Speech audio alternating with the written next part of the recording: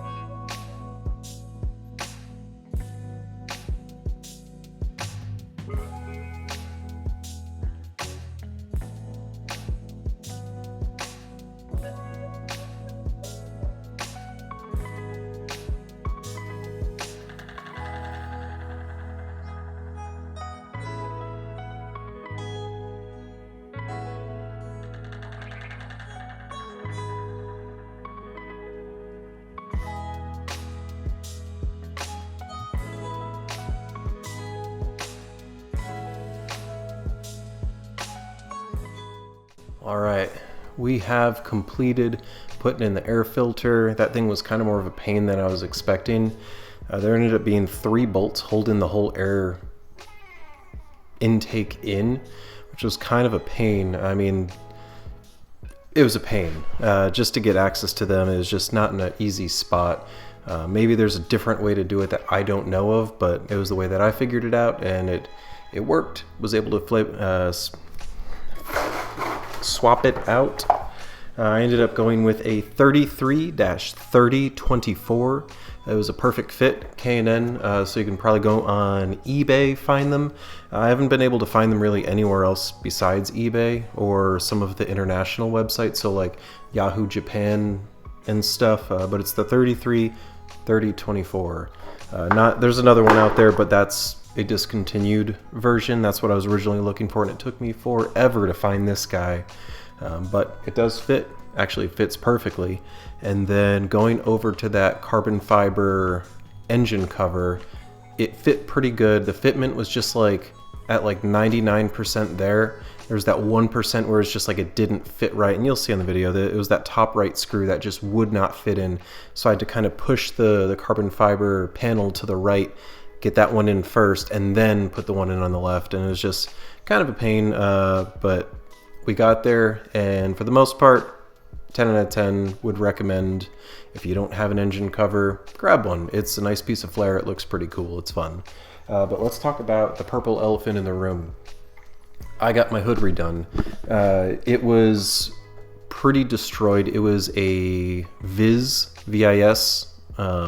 company hood that it was before, and I mean it still is that same hood, but the clear coat was destroyed, faded, cracked, damaged, and it was pretty much too far gone. It was toast.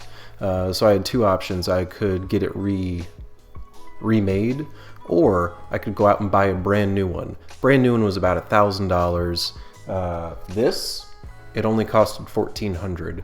So when you think about it, if you buy it for $1,000, have it shipped over, that's $100 or whatever, and then taxes on top of that, and then you have the same product that you had before, but it doesn't have a brand new layer of protective clear coat made in, like, I guess modern times that protects against UV, so it's going to break and destroy and get screwed up like the last one was. So that didn't seem like a good idea. Why not spend the extra $400 and get something insane, awesome, and where if I get a chip or a scratch, I can get it repaired by the guy that made this.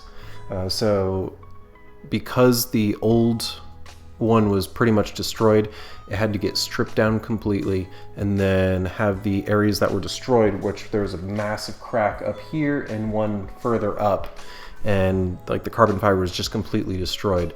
That had to get completely remade, and with some sort of epoxy or whatever, and I'll be adding in like clips here and there and stuff, but this guy did some amazing, fantastic work, and I wanted to do some highlights of this car in purple, like a vibrant purple, and so he used a purple reflective carbon fiber to basically reskin this hood.